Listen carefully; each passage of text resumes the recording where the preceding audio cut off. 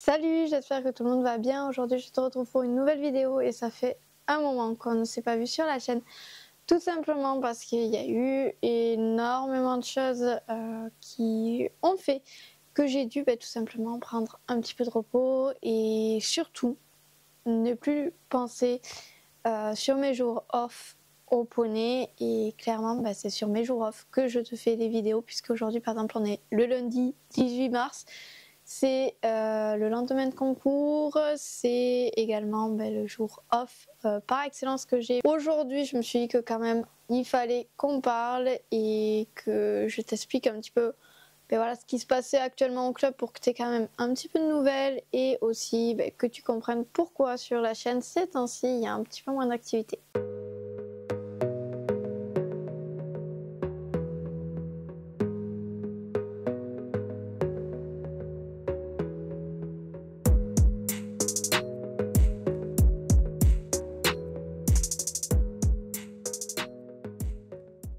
Alors on va commencer par le commencement. Je pense que ce qui est le plus important aujourd'hui à dire, et c'est aussi on va dire le sujet principal de cette vidéo, c'est pourquoi il y a de moins en moins d'activités sur la chaîne. Alors c'est pas l'envie de diminuer ou autre, c'est juste comme je te disais que j'ai eu besoin de temps pour moi et de faire une coupure. Or les vidéos et YouTube, c'est entre guillemets un lien avec mon travail, même si je le fais pour le plaisir et pour partager ce que je fais. Il y a quand même un côté mental attaché au travail, puisque je te parle des poneys du club, que je te raconte voilà, ce que je fais, quels sont les petits soucis que je peux rencontrer, quelles sont les grosses victoires. Et ça me fait rester connectée au centre équestre, à mon entreprise. Et ces derniers temps, c'était un petit peu compliqué. Alors, tu n'es pas sans savoir que depuis le mois d'octobre, les choses ont tendance un petit peu à s'enchaîner. C'est une saison assez compliquée pour moi, pour le club. C'est, comme je te disais, un petit peu charnière, quoi. Une année un peu, voilà, où il y a beaucoup de choses qui se passent, beaucoup de choses qui me font réfléchir, qui me font remettre en question aussi. Et donc, aujourd'hui, j'avais le besoin de pouvoir avoir un peu de temps pour analyser tout ça et surtout pour pouvoir un petit peu poser le cerveau, parce que sinon je réfléchis toujours à tout ce qui se passe, etc.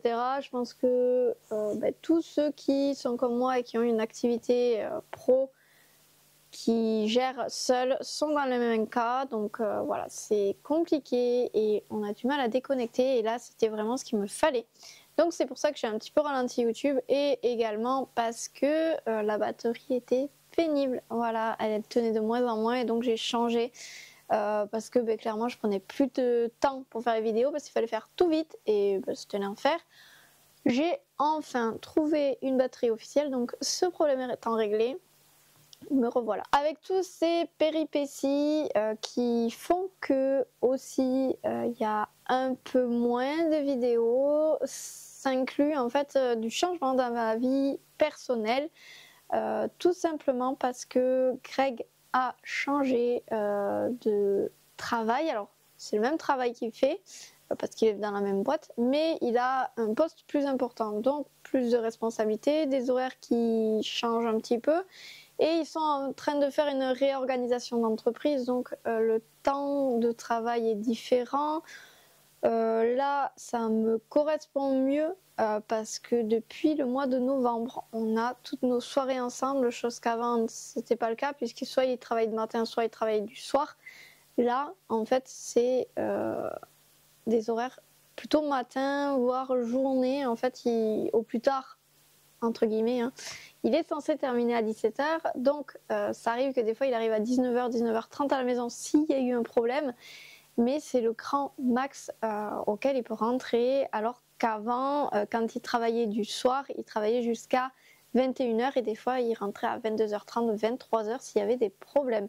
Donc niveau qualité de vie de notre famille, je suis vraiment bien mieux. Moi, ça me correspond mieux, et à lui aussi, donc on est bien content. Mais ça fait que niveau organisation, il faut encore qu'on trouve un petit peu comment faire les choses, notamment que depuis novembre aussi, Léna a des rendez-vous.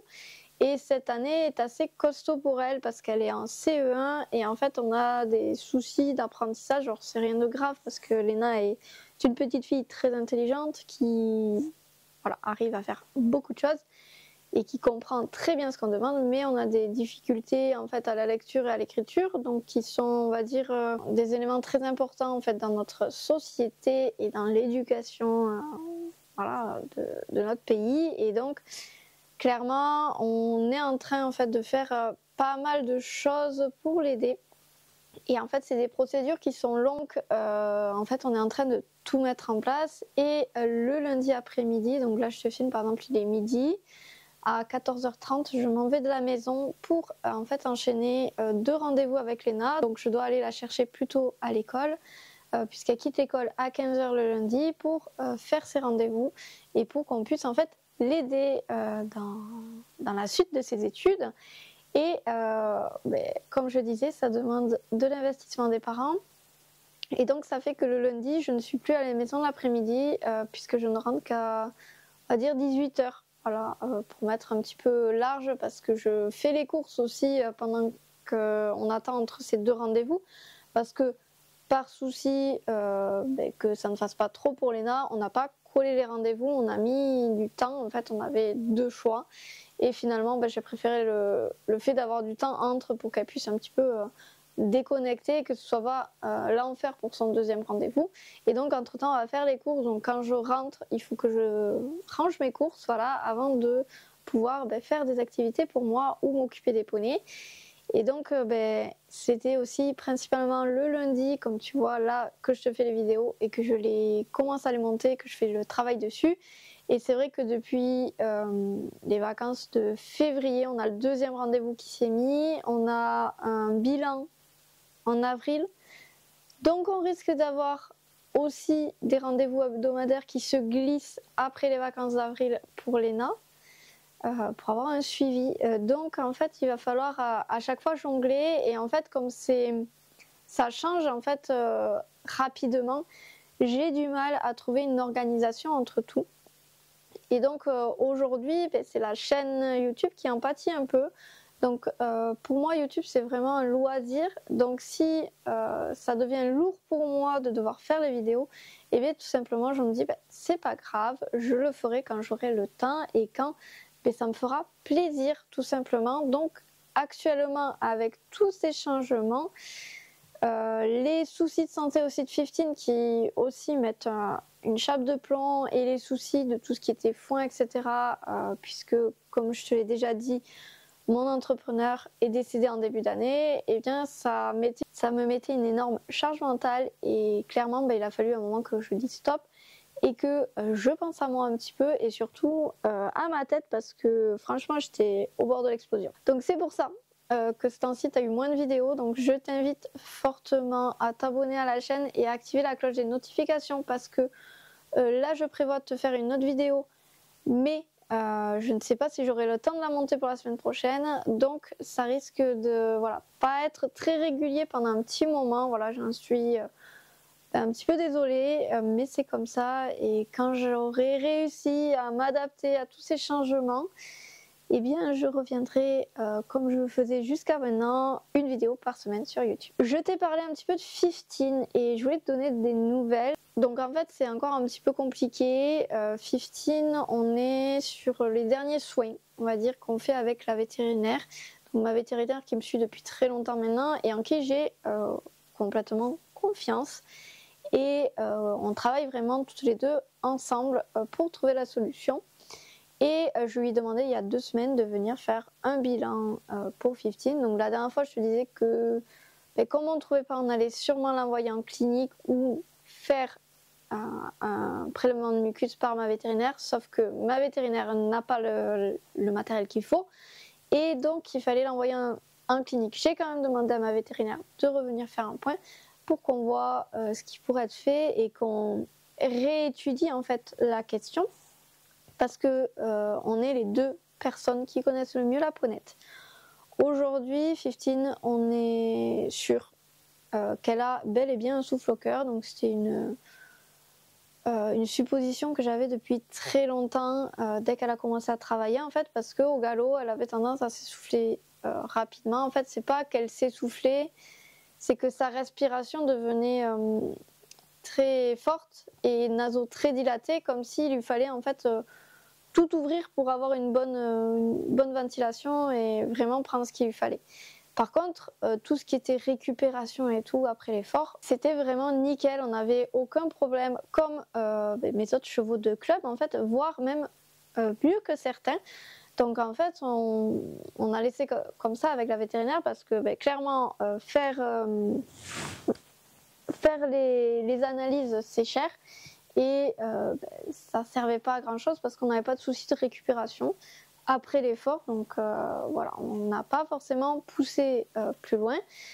Mais là, avec ce qui se passe, en fait, clairement, on est quasi sûr que c'est en fait ce problème de souffle au cœur qui nous embête pour son rétablissement complet. En fait, on traite depuis le début 15 comme si c'était un cheval lambda, comme s'il n'y avait pas de souci respiratoire. Sauf qu'en fait, avec cette pathologie-là qu'on est quasi certaine qu'elle est, en fait, son rétablissement est plus long et plus compliqué qu'un cheval lambda. En fait, ça prend des proportions qui sont énormes chez elle parce que on a fait des prises de sang, on a fait vraiment plein de choses qui ne nous montrent pas qu'on s'est trompé en fait de diagnostic. Et clairement, on est sur une bronchite infectieuse certes, mais une bronchite. Et en fait, comme elle a eu quand même la pyro avant qui l'a affaibli, suivi de ce problème qui impacte tout simplement sa capacité respiratoire qui est déjà de faible capacité et peu performant à cause de ce souffle au cœur, et bien clairement c'est en fait énorme tout ce qu'on doit faire pour qu'elle s'en sorte. Donc là, comme je disais, on est sur le dernier traitement qu'on fait nous ici, parce que si ça passe pas, on l'amènera en clinique. Mais pour l'instant, voilà, on a de très bons retours. La ponette va mieux, elle reprend du poids, mais ça c'est à chaque fois qu'on traite, elle reprend du poids. C'est jusque là, on n'hésite pas à faire plus long. Et moi je vois que depuis 2 jours seulement, j'ai ma ponette qui a repris un coup de fouet vital énorme par rapport à avant. Et on est quand même sur presque 15 jours d'injection, sachant qu'on couple avec un sirop pris matin et soir. Donc c'est quand même énorme tout ce qu'on doit en fait lui donner en termes de médicaments pour en fait avoir quasiment un complet rétablissement. Donc pour l'instant on continue, 2 fois par semaine j'envoie un bilan par message à ma vétérinaire pour qu'elle ait un petit suivi. Cette semaine je vais voir ce qu'il en est, mais je vais lui demander je pense de prendre un rendez-vous pour la semaine prochaine si elle peut, pour qu'on refasse un bilan maintenant qu'on aura 2 semaines, un peu plus même de 2 semaines de traitement et qu'on voit la suite. Voilà, donc je t'en dis pas plus, croisez les doigts avec moi parce que clairement ça serait vraiment bien qu'on la sorte de ce mauvais pas parce que ça commence à être long et là de la revoir un petit peu plus vive et tout, ça fait du bien. On dirait pas comme ça parce que je suis extrêmement fatiguée aujourd'hui.